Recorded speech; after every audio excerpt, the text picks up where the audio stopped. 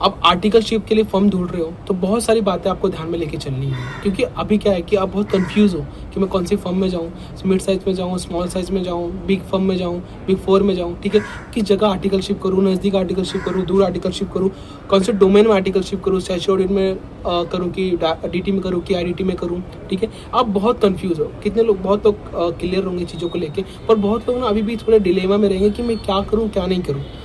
ऐसा क्यों होता है कि आप ऐसे, जब आप इतने डिलेमा में क्यों, क्योंकि आप अपने फैमिली के फर्स्ट सीईओ हो सकते हो कि फर्स्ट जनरेशन है जो सीए कर रही है, या फिर आपको इतना आइडिया नहीं है, आपके कोई आपको बताने वाला नहीं है कि मैं कौन से फर्म में जाऊँ, कौन से फर्म में नहीं जाऊँ, ठीक है, कहाँ मुझे आर्टिकलशिप करनी चाहिए, कहाँ मुझे आर्टिकलशिप नहीं करनी चाहिए। तो ये बात तो है कि आपको क्या क्या चीज़ें ध्यान में रख के चलनी हुई है। बट मैं आपको बताऊँ, बहुत बच्चों के साथ ऐसा होता है कि ये ना आर्टिकलशिप की बात है जो मैं आपको अभी बता रहा हूँ। बहुत बच्चों के साथ ऐसा क्या होता है कि वो गलत फॉर्म में आर्टिकलशिप ले लेते हैं, फिर उनको बाद में 2-3 महीने, उनको स्टार्टिंग में तो सब चीज़ नहीं लगती है। देखो स्टार्टिंग में आप, ये सब चीज़ आपके लिए नया है, तो अब जब उन चीज़ों को पढ़ोगे, मतलब जब उन चीज़ों को समझोगे, काम करोगे, तो आपको अच्छा लगेगा। आप भले ही आप रिटर्न फाइल कर रहे हो, आप आईटीआर फाइल कर रहे हो, थोड़ा बहुत कुछ भी चीज़ें, नई चीज़ देख रहे हो, वो नई चीज़ आपको अच्छी लगती हैं। बट जब आप 5-6 महीने हो जाता है ना, तो आपको समझ में आता है कि आपके जो काम है ना, वो बीकॉम लेवल का काम है, वो कोई भी कर सकता है। वो तो जस्ट फर्म को कोई इतना कोई चाहिए था, तो 5-6 हज़ार में, 8-9 हज़ार में किसी एक मजदूर को उठा लिया और वो एक काम करवा रहे हैं कि वो बीकॉम लेवल का काम वो आप कर रहे हो एज अ सीए, जो अपने 2 साल की क्रूशियल इंपॉर्टेंट जर्नी है, जिसमें आपको अपना करियर बिल्ड करना है, उसमें आप ये छोटे मोटे काम कर रहे हो। फिर दूसरी चीज़ क्या होती है, कुछ कुछ जगह ऐसा होता है कि वहाँ का कल्चर अच्छा नहीं होता, वहाँ के सीनियर आपको कुछ समझा के नहीं देते, आपको दे देंगे हाँ ये करना, ये करो, ये आपको ये कैपिटल गेन निकालना है, कैपिटल गेन निकालो, ये फर्म का ऑडिट करना है, जाकर फर्म का ऑडिट करो, छोटी सी फर्म, कोई भी छोटे सा ट्रस्ट हो गया, उसका ऑडिट करना, ये कर लो। कुछ आपको बता के नहीं देते, सब चीज़ आपको खुद से करनी पड़ती है, और ये सब चीज़ें हमें पता भी नहीं होती कि हमें कुछ बताएगा कि नहीं बताएगा, आपके सीनियर को कुछ नहीं आता जाता। ये ऐसा होता है, बहुत लोगों के साथ ऐसा होता है, क्योंकि मैं इस जगह पे हूँ, बहुत लोगों से बात करता हूँ, सुनता हूँ, समझता हूँ। उनकी फर्म में उनको सीनियर बता के नहीं देते, उनके सीनियर को कुछ नहीं आता, बस सब चल रहा है, ऐसे ही चल रहा है फर्म में, क्या हो रहा है क्या नहीं हो रहा है, काम किसको एलोकेट करना चाहिए, किससे पूछना है, किसको रिव्यू देना है, कुछ भी नहीं चल रहा है। ये दूसरी बात हो गई। तीसरी बात ये, वहाँ के जो लोग हैं, बात करने का तरीका नहीं किसी को, आपका प्रिंसिपल आप पे चिल्ला के बात कर रहा है। और ऐसा होता है ना कि हम जब 18-19-20 साल के हैं, 21-22 साल के हैं, कहीं काम करने जाते हैं, कोई हमको जब चिल्लाता है ना, तो बहुत बुरा फील होता है। कोई हमको कुछ बोलता है, तुझे इतना भी नहीं आता, हर चीज़ बता के देनी पड़ेगी क्या, इतना तो सोचो, थोड़ा तो दिमाग लगाओ। तो ना ये ना चीज़ें बहुत हर्ट करते हैं आदमी को, और धीरे धीरे कोई भी हो, वो आदमी फिर मतलब डिप्रेस हो जाता है और खुद को सोचता है मुझे कुछ आता है कि नहीं आता। ये सब चीज़ें ना आर्टिकलशिप के बाद होती हैं, और ये किन लोगों के साथ होती हैं, जिनका बैकग्राउंड इतना अच्छा नहीं होता, जिनको कुछ इतना पता नहीं होता कि क्या आर्टिकलशिप में क्या होने वाला है, क्या नहीं होने वाला है। उनको कुछ आइडिया नहीं रहता कि आर्टिकलशिप को कैसे अप्रोच लेके चलनी है। फिर वो ना वहाँ के लोगों से ज़्यादा फ्रेंडशिप करने लग जाते हैं, क्योंकि उनको नहीं पता है कि कलीग्स और फ्रेंड्स में डिफरेंस होता है। उनको ये नहीं पता कि इनसे ज़्यादा दोस्ती नहीं रखनी है, ज़्यादा फ्रेंडशिप भी नहीं, मतलब ज़्यादा दोस्ती भी नहीं रखनी है और ज़्यादा दूर भी नहीं रखना है, इनको कहीं बीच में रखना है। वो हर चीज़ें अपनी सेम चीज़ों को लेके चलता है, बट ओवर द पीरियड जब तक उसे चीज़ें समझ में आती हैं, तब तक बहुत टाइम लेट हो चुका रहता है, तब तक वो सबसे दूर हो चुका रहता है। तो ये सब चीज़ें आपके साथ नहीं होनी चाहिए। आपके साथ कोई फर्म में उल्टा सीधा बात नहीं करना चाहिए। आपके साथ कोई ऐसा फर्म में नहीं जाना चाहिए जहाँ पे कुछ काम एकदम बीकॉम लेवल का हो। ऐसी फर्म में नहीं जाना चाहिए जहाँ पे आपके जो सीनियर्स उनको ही कुछ ना आता जाता हो। ये बहुत बात की बात है। ये ना आर्टिकलशिप के बाद आपको समझ में आता है, फिर आपको रिग्रेट होता है कि यार मैंने अगर थोड़ा और रिसर्च किया रहता, मैंने थोड़ा और ये बातें अगर मुझे पता रहती पहले से, तो फिर मैं कोई अच्छी फर्म में गया रहता था। तो ये जो मैं बातें बता रहा हूँ ना, ये बहुत ही लॉजिकल बातें हैं, और आप समझोगे जब चीज़ों को और लोगों से पूछोगे ना, तो आपको बताएंगे कि लोगों के साथ होता है ऐसा। तो मैं आपको जो बातें अभी बताने वाला हूँ, उन बातों को अगर समझोगे ना आप, तो आप इन सब चीज़ों से बच जाओगे। आपके साथ ये सब चीज़ें नहीं होंगी। हालांकि मैं एक अलग से वीडियो बनाऊंगा कि अगर आप आर्टिकलशिप करने जा रहे हो तो वहाँ पे क्या क्या चीज़ें आपको ध्यान में रखनी है, क्योंकि हमको नहीं समझ में, हमको नहीं पता रहता यार कि वहाँ पे जाके ऐसा करना है, ये करना है, ये करना है, वो क्योंकि वो उन लोगों का एक्सपेक्टेशन रहता है कि आपको ये सब चीज़ें पता होंगी, और मोस्टली लोगों को चीज़ें पता रहती हैं पता नहीं कैसे उनको सब पता रहता है कि जो अच्छे बैकग्राउंड से आते हैं, जिनके घर पे सीएस हैं, जो भी अच्छी जगह से आते हैं, उनको नॉर्मली मोस्टली सब चीज़ें पता रहती हैं कि भाई फर्म में कैसे बिहेव करना है लोगों से, ठीक है, कैसे चीज़ों को अप्रोच करके चलना है, काम को ऐसे अप्रोच करके चलना है। बट अगर आप अपनी फैमिली के फर्स्ट सीए हो, आप अपनी फैमिली में ही एक ऐसे बंदे हो जो पहली बार ही कुछ अच्छा कर रहा है, अच्छा पढ़ रहा है, आपकी फैमिली बहुत पिछड़ी थी, आप ही एक बंदे हो जो सबसे आगे आए हो, ठीक है, तो उसके बाद तो हमको ये सब चीज़ें पता नहीं होती। तो उसके लिए मैं एक अलग से वीडियो ज़रूर बनाऊंगा कि अगर आप आर्टिकलशिप करने जा रहे हो तो आपको क्या क्या चीज़ें ध्यान में लेके चलनी है। बट अभी अपने आर्टिकलशिप अभी तक चूज़ नहीं किया है, तो आपको कैसी फर्म को चूज़ करना है जहाँ पे आपको अच्छा काम मिले। मेरा कंसर्न अभी फिलहाल आपको लेके काम से लेके कि वहाँ पे अच्छा काम होना चाहिए, क्योंकि आपको ऐसा नहीं फील होना चाहिए कि यार मैं जिस फर्म में आ गया उसके पास कुछ काम ही नहीं है। बाकी सीनियर अच्छे हैं कि नहीं, कल्चर अच्छा है कि नहीं, आपकी किस्मत पे डिपेंड करता है। बाकी काम अच्छा मिले या नहीं मिले वो आप पे डिपेंड करता है, कि आप देख सकते हो, आप पूछ सकते हो कि भाई काम कैसा है, क्या काम है, क्या काम नहीं है, वो आप स्टार्टिंग में पूछ सकते हो। क्योंकि आप ये रीज़न नहीं दे सकते यार यहाँ का कल्चर अच्छा नहीं है, यहाँ के लोग अच्छे नहीं है, वो बात की बात है। पर आप ये रीज़न दे रहे हो कि यहाँ पे काम नहीं, कुछ सीखने जैसा। जब आपने ज्वाइन किया था तब आपने पूछा था कि आपके पास कैसे कैसे क्लाइंट है, आपके पास क्या क्या काम करने को मिलेगा। आपने पूछा भी होगा तो भी आपको समझ में नहीं आ रहेगा, क्योंकि आपको कुछ आइडिया ही नहीं है कि क्या लेवल का काम होता है, क्या काम होता है, आपको कुछ पता नहीं है। ऑडिट क्या होता है, एडीटी क्या होता है, आईडीटी क्या होता है, आईडीटी में काम क्या होता है, क्योंकि आपको किसी ने बताया नहीं है। तो मैं ये सब चीज़ का एक ऐसा ओवरव्यू आपको देने वाला हूँ, कुछ कुछ बातें आपको बताऊँगा कि आप एटलीस्ट ये रीज़न तो आपके पास नहीं रहेगा कि यहाँ पे अच्छा काम नहीं है। क्योंकि मैं आपको जो बातें बताने वाला हूँ ना, अगर आप वो बातों को ध्यान में रखोगे और उसके हिसाब से अपने आर्टिकलशिप फर्म में जाओगे ना, तो आपको ये रीज़न कभी नहीं मिलेगा कि वहाँ पे अच्छा काम नहीं है, क्योंकि मैंने आपको बातें बताई हैं। तो वीडियो को एंड तक देखना, बहुत यूजफुल होने वाली है, क्योंकि मेरा खुद का एक्सपीरियंस है और मेरे जो दोस्त लोग हैं जो दूसरी फर्म में गए, उनका भी एक्सपीरियंस मुझे पता है, उनके साथ क्या क्या हुआ है, वही एक्सपीरियंस मैं आपको बता रहा हूँ। ये कोई मैं बातें हमें में नहीं बता रहा हूँ, मुझे लोगों ने बताई हुई है, उनके साथ हुआ मैं आपको बता रहा हूँ। और जो मैंने डिसीजन लिया था, जो मैंने रिसर्च की थी, जैसा मैंने सोचा था, मैंने बिल्कुल सही सोचा था। और मैंने जो कर रहा हूँ मैं बहुत अच्छा कर रहा हूँ अभी। लोगों ये मैं क्यों बोल पा रहा हूँ, क्योंकि मुझे अभी 6-7 महीने हो गए हैं, तो मुझे समझता है कि जो मैंने डिसीजन लिया था, मैंने बहुत सही डिसीजन लिया था। क्योंकि मैं और लोगों को देखता हूँ, और लोगों के काम को देखता हूँ, उनके काम को और मैं अपने से कंपेरिजन करता हूँ, तो मुझे लगता है कि मैं उनसे बहुत आगे हूँ, मैं उनसे अच्छा कर रहा हूँ, ठीक है। तो ये बातें आपको भी ध्यान में लेके चलनी है। सबसे पहली बात, अगर आप डोमेन को लेकर कंफ्यूज हो, ठीक है, तो सिंपल से अगर आप कुछ समझ में नहीं आ रहा है ना, तो आप एक डोमेन ऑडिट में चले जाओ। आप डीटी में मत जाओ, आप आईडीटी में मत जाओ। आपको लगता है कि देखो इंटरेस्ट की बात नहीं है कि मेरे को डीटी में इंटरेस्ट है, आईडीटी में इंटरेस्ट है, वो कुछ नहीं, वो कंप्लायंस वर्क है। मैं आपको बताऊँ, आप जब स्मॉल फर्म में जाते हो, वहाँ पे क्या है, आपको बस हर महीने GSTR 3B का रिटर्न फाइल करना पड़ेगा, GSTR 1 फाइल करना पड़ेगा। जो भी कंप्लायंस, मतलब जो कंप्लायंस आपने जो पढ़ा हुआ है ना डीटी में, क्या आप आरटीसी क्लेम करते हो, आरटीसी को रिवर्स करते हो, जो भी आपने पढ़ा हुआ है वो सिर्फ आपको एक्सेल में करना है। स्टार्टिंग में तो आपको अच्छा लगेगा, यार मस्त है यार, मुझे आईटीसी कैलकुलेट कर रहा हूँ, ये कर रहा हूँ, वो कर रहा हूँ, कैपिटल गेन कैलकुलेट कर रहा हूँ। बट ओवर द पीरियड काम मोनोटोनस हो जाएगा। यहाँ पे आपका दिमाग नहीं लग रहा है, यहाँ पे हाँ ये उसको ऐसा करना है, इसको ऐसा करना है, इसको ऐसा करना है, जो कोई भी सीख लेगा। आपको ऐसी जगह जाना है जहाँ पे आपका एनालिटिकल चीज़ें लगे, आपका दिमाग लगे, जहाँ पे आपको सोचने को थोड़ा लगे कि हाँ भाई ये कुछ सोचने जैसा है, यहाँ पे आपका दिमाग बढ़ रहा है। क्योंकि जो आप काम ने आर्टिकलशिप में किया है ना, वो काम कोई 3 महीने करेगा तो भी सीख जाएगा। आप एक बार जब सीख जाते हो ना 2-3 महीने में, तो वही हर महीने चीज़ें करते रहते हो। वो कंप्लायंस वर्क है, इसमें कुछ आपका दिमाग लग रहा है, ये चीज़ आपको नहीं पता। तो अभी फिलहाल आप डीटी आईडीटी को हटाओ साइड में, आप देखो कि आपको ऑडिट में आर्टिकलशिप मिल रही है क्या। अब ऑडिट में भी 2 पार्ट आ जाता है, इंटरनल ऑडिट, स्टैट ऑडिट। देखो मैं कुछ ना कुछ रीज़न इसलिए बोल रहा हूँ कि आप सबको साइड में हटाओ और ऑडिट में देखो आर्टिकलशिप, क्योंकि ये एक ट्रेडिशनल वे है, इसमें आपको नुकसान नहीं होगा। क्योंकि जो ऑडिट है ना, ये एक ट्रेडिशनल वे है।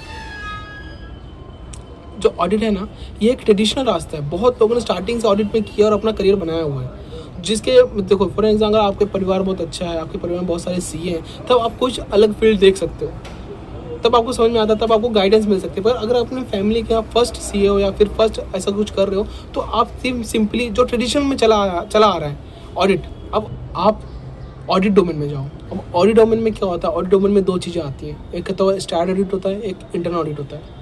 स्टार्ट ऑडिट में क्या होता है ना, कि जब आप स्टार्ट ऑडिट करते हो किसी कंपनी का, तो उस कंपनी के में आप रेवेन्यू देखते हो, उस कंपनी का पीपीई देखते हो, उस कंपनी का आप स्टैट्यूटरी ड्यूज देखते हो, हर चीज़ देखते हो।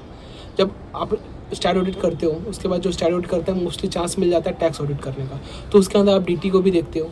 जब आप स्टार्ट ऑडिट करते हो किसी कंपनी का, उसमें स्टैट्यूटरी ड्यूज देख रहे हो, तो उसमें आपको जीएसटी देखने को मिलता है। और प्रोफेशनल टैक्स देखने को मिलता है, प्रोविडेंट फंड देखने को मिलता है। जब आप जीएसटी के अंदर देखते हो स्टैट ऑडिट टाइम पे, तो आपको जीएसटीआर 1, जीएसटीआर 2, जीएसटीआर 3 ये एनालाइज करना पड़ता है, आपको इसका रिकन्सिलिएशन बनाना पड़ता है, आपको जीएसटीआर 3 को मैच करना पड़ता है उनकी बुक्स के साथ। तो आप जीएसटी भी देख रहे हो यहाँ पे, जब टैक्स ऑडिट होता है तब आप टैक्स ऑडिट के अंदर आप डीटी का भी प्रोविजन देख रहे हो, सब चीज़ें देख रहे हो।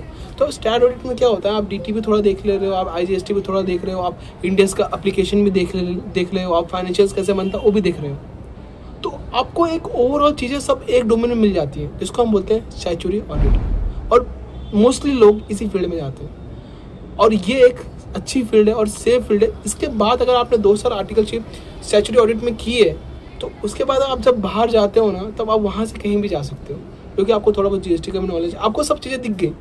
तब आपको आपने स्टैट्यूटरी ऑडिट के अंदर आपने जीएसटी भी देख लिया, आपने डीटी भी देख लिया, आपने आईडीटी भी देख लिया, आपने कंप्लायंस भी देख लिया, और आपने ये भी देख लिया फाइनेंशियल्स कैसे बनता है, फाइनेंशियल्स को कैसे एनालाइज किया जाता है। ये सब चीज़ आपने एक डोमेन में देख ली।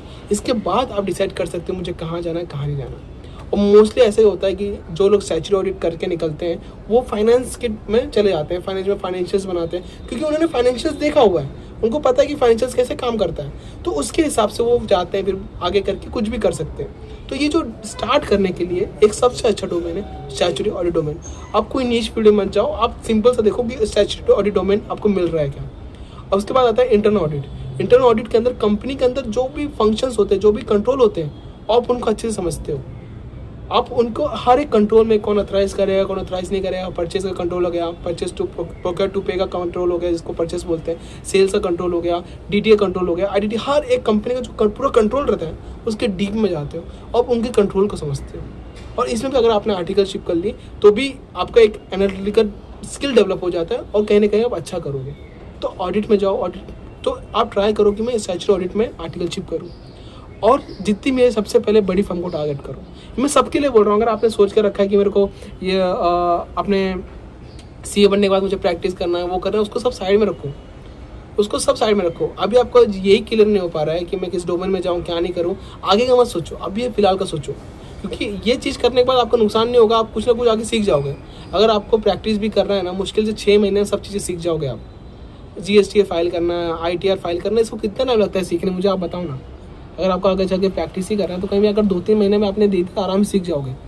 बट ये जो चीज़ें हैं ना, अगर इसका मौका आपको सिर्फ आर्टिकलशिप में मिलता है, स्टैट्यूटरी ऑडिट के अंदर जो आप फाइनेंशियल्स देखने का मौका अभी मिलता है, इसके बाद आप कभी देख भी नहीं पाओगे फाइनेंशियल्स कैसे दिखता है, कैसे नहीं दिखता है, कि हाँ भाई फाइनेंशियल्स को ऐसे ऐसे मूव किया जाता है, ऐसे चीज़ें फाइनेंशियल्स दिखता है। आपने कभी खुद से कभी देखा फाइनेंशियल्स? जब आप किसी का फाइनेंशियल्स देखोगे ना, कैश फ्लो स्टेटमेंट देखोगे, रेशियोज देखोगे, वहाँ के क्या नाम है फाइनेंशियल में देखोगे, एसेट लायबिलिटी देखोगे, तो आपको लगेगा कि नहीं हाँ मैं जो पढ़ रहा हूँ वो देख रहा हूँ। ये चीज़ें आपको ध्यान रखनी है, इसलिए मैं बोल रहा हूँ आपको सिर्फ स्टैट्यूटरी ऑडिट को डोमेन को टारगेट करना है। इंटरनल ऑडिट मतलब ऑडिट के अंदर जो मिल जाए आपको उसको टारगेट करना है। अगर बैंक ऑडिट मिल जाए, फाइनेंस का ऑडिट मिल जाए, एनबीएफसी का ऑडिट मिल जाए तो भी ठीक है, बट ट्राई करना है कि मैं ऑडिट में चाहूँ, ठीक है। और उसके बाद आपको बड़ी फर्म में टारगेट करना है। बड़ी फर्म मतलब टॉप 10 की फर्म, कोई भी टॉप 10 की फर्म को टारगेट करना है। अभी आपके मन में आएगा यार मैं उसमें इंटरव्यू कैसे दूंगा, मैं कैसे अप्लाई करूंगा, एक सब चीज़ कैसे करूंगा, वो सब चीज़ कैसे करूंगा। जब आप मैंने इस पर भी एक वीडियो बताया हुआ कि अप्लाई कैसे करना है। आपको सिंपली लिंक्डइन में जाना है, उस पहले तो टॉप 10 कंपनी निकालनी है कि भाई मान लो आपको स्टैट ऑडिट करना है, आपको अच्छी जगह मतलब जगह ना, आपकी जो फर्म है ना, मान लो आप मुंबई में रहते हो, मान लो आप अगर महाराष्ट्र में रहते हो, तो आपको देखना है कि मुंबई की टॉप 10 फर्म कौन सी है। अगर आप दिल्ली में रहते हो तो दिल्ली एनसीआर में सबसे टॉप 10 की फर्म कौन सी है। अगर आप एमपी में रहते हो, अगर आप कोलकाता में रहते हो, आप चेन्नई में रहते हो, तो देखो कि चेन्नई की टॉप 10 स्टैट्यूटरी ऑडिट के अंदर कौन सी है। और वो टॉप 10, टॉप 20, टॉप 50 फर्म निकाल लो, टॉप 15, 20, 50 जितनी फर्म निकाल लो, वो फर्म का नाम आपके पास आ जाएगा।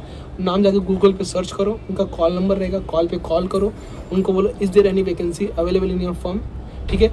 अगर कॉल करो उसके बाद उनका मेल आईडी निकालो, उनका मेल करो, मेल भी मैंने बताया कैसे मेल करना है, उसका मैंने अलग से वीडियो बना के रखा हुआ है।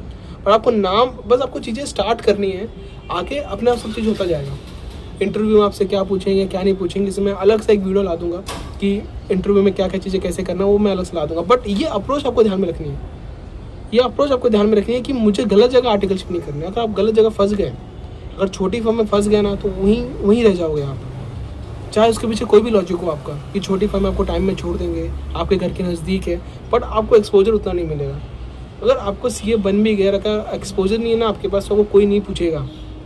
आपके अंदर नॉलेज नहीं है ना, अगर आपने लिस्टेड क्लाइंट्स नहीं किए हुए, आपने अच्छे फाइनेंसेस नहीं देखे, आपने इंडेक्स की एप्लीकेबिलिटी नहीं देखी हुई, तो आपको कौन पूछेगा? कोई नहीं पूछेगा। अगर कोई फर्म नोन नहीं है तो कोई नहीं पूछेगा आपको बहुत स्ट्रगल करना पड़ेगा। सीए बनने के बाद बहुत स्ट्रगल करना पड़ेगा। सीए बनने के बाद ना लोगों की एक्सपेक्टेशन बढ़ जाती है, पर जब आप आर्टिकलशिप रहते हो ना, जितनी गलती रहती है ना, जितनी गलती वो आप अपने आर्टिकलशिप में कर सकते हो। बट एक बार आप जब सीए बन जाते हो ना, उसके बाद कोई गलती टॉलरेट नहीं करता है। उसके बाद आपसे एक्सपेक्ट किया जाता है कि आप सही काम करके दोगे। अगर जब आर्टिकलशिप करते हैं ना, उसमें जितनी गलती करनी उतनी गलती करनी रहती है हमें। अब ये सब चीज़ें आप सीए बनने के बाद नहीं कर सकते हो। सीए बनने के बाद अगर आपने गलती की ना, तो फिर लोगों को लगेगा कि आपको कुछ आता नहीं है, और फिर आपको बहुत बुरा फील होगा कि यार मुझे कुछ आता नहीं है यार, सबको पता हुआ है, मेरे को इतनी नॉलेज नहीं है सब चीज़ की। मैंने इंडिया से कभी एप्लीकेबिलिटी नहीं देखी है, मैंने कभी लिस्टेड क्लाइंट्स नहीं देखे, मुझे तो ये भी सेबी के जो LODR के रेगुलेशन वगैरह वो सब मैंने नहीं देखी हुई है, मैंने सब ये नहीं देखा, मैंने वो नहीं देखा। फिर आपको बहुत बुरा फील होगा, फिर आप कहीं ना कहीं खुद को बहुत कम समझोगे। ये ऐसा फील आप आर्टिकलशिप में कर लो, क्योंकि आर्टिकलशिप में सीखने के लिए ही है। उसमें गलती करो, 50 बार गलती करो, गाली खाओ, कुछ भी करो, पर वो आर्टिकलशिप आपको कुछ ना कुछ सिखाएगी। पर एक बार आपने गलत जगह आर्टिकलशिप कर ली और फिर आप सीए बन गए, फिर आपसे एक्सपेक्टेशन हाई हो जाती है। तो ट्राई करो कि नॉन फर्म में जाओ, बड़ी फर्म में जाओ, बड़ी फर्म में भी ऑडिट में जाओ, इंटरनल ऑडिट जाओ, स्टैट ऑडिट में जाओ, ट्राई करो ऐसा। और अगर आप ट्राई करोगे तो आपको मिलेगा। बड़ी फर्म में नहीं, टॉप 20, टॉप 50, टॉप 50 की फर्म में भी आप चले गए ना, जहाँ पे ऑडिट का आपको दिखना है, एटलीस्ट देखो कि ऑडिट होती कैसे है, क्योंकि हम ऑडिटर ही हैं, हमारा मेन काम ऑडिट ही है। वो तो बाद में आ गया कि सीए और भी अदर सर्विसेज दे सकता है, बट वो अचानक से वहाँ पे जंप करना, और आप फैमिली में पहले सीए हो या फिर अपने फैमिली में आप कोई पढ़ा लिखा नहीं है, तो वो बहुत रिस्की हो जाता है, क्योंकि वहाँ पे समझ नहीं है। ऑडिट एक सेफ टीम है। अगर जब आपकी एक जनरेशन, जैसे कि आप अगर ऑडिट में आपने कुछ अच्छा कर लिया, तो फिर आपके जो बच्चे होंगे वो अलग फील्ड में जा सकते हैं। सपोज ऐसा होता है, ऐसे ही चलता है, ऐसा हर जगह ऐसे ही होता है, क्योंकि मान लो जो अभी अच्छे अलग अलग फील्ड में जा रहे होंगे, जो बाप थे वो कोई अच्छी ऑडिट में फील्ड में थे, उन्होंने ऑडिट में एक्सेल किया, तो उनको पता है कि और चीज़ें कैसी कैसी हैं, वो हेल्प कर सकते हैं। बट अभी आप क्या करना है, आपको ये सब चीज़ें ध्यान में रखनी है, ताकि आप गलत जगह फंसो नहीं, और आपकी लाइफ का जो ये 2 साल का क्रूशियल पीरियड है वो अच्छा जाए। मेरी बातों को ध्यान से सुनना, समझना और इस पर विचार करना, ये बहुत ज़्यादा इंपॉर्टेंट बात है। आर्टिकलशिप के लगने के बाद ये रिग्रेट नहीं होना चाहिए कि मैंने अच्छी से फर्म नहीं ढूंढी, अच्छी जगह डोमेन में नहीं गया, ये नहीं किया, वो नहीं किया। जो भी करना अभी करना है आपको। सिंपल सी फर्म है, ऑडिट के अंदर तो आर्टिकलशिप ढूंढनी है। अगर बहुत कंफ्यूज हो, बड़ी फर्म में आर्टिकलशिप ढूंढनी है, और ChatGPT से पूछ लेना कि आपकी एरिया में सबसे अच्छी फर्म कौन सी है। आपके एरिया मतलब जो पॉश एरिया हो, पॉश एरिया बोल रहा हूँ मैं, ऐसा भी नहीं कि आप घर के आजू बाजू डाल रहे हो, नहीं, पॉश एरिया। पॉश, क्योंकि अगर जो फर्म पॉश एरिया में वो महीने का 8-9 लाख भाड़ा दे रही है, तो उसके पास क्लाइंट भी वैसे होंगे। ये भी एक तरीका है। और फर्म, ये एक ओवरव्यू दे रहा हूँ आपको मैं इसमें अलग से वीडियो भी डाल दूंगा कि अगर आप कमेंट करोगे कि भाई फर्म को ही कैसे पहचान, कोई एक फर्म में चला गया और उस फर्म को मैं कैसे पहचानूँ, उसके कल्चर को कैसे समझूँ, इसके बहुत सारे रास्ते हैं समझने के, हम पहले समझ सकते हैं। बट ये सब मैं डिटेल में बातें अलग वीडियो में कर सकता हूँ, वीडियो बहुत बड़ी हो जाएगी। तो अभी जो मैंने आपको बातें बताई उनको सुनो, समझो और उस पर काम करो, और ये बहुत ही आपको फ़ायदा देगा आगे चल के।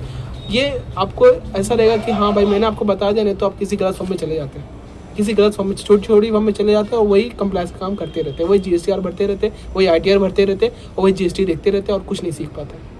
और आपको पता है, मैंने आप बताया, CA बनने के बाद आपसे एक्सपेक्ट किया जाता है कि आपको सब कुछ आता है, और कोई बता के देने वाला नहीं है। जितनी भी गलती करनी है हमको आर्टिकलशिप के पीरियड में करनी है, वो भी अच्छी जगह से करनी है। बस यही चीज़ें समझो, पढ़ते रहो और खुश रहो।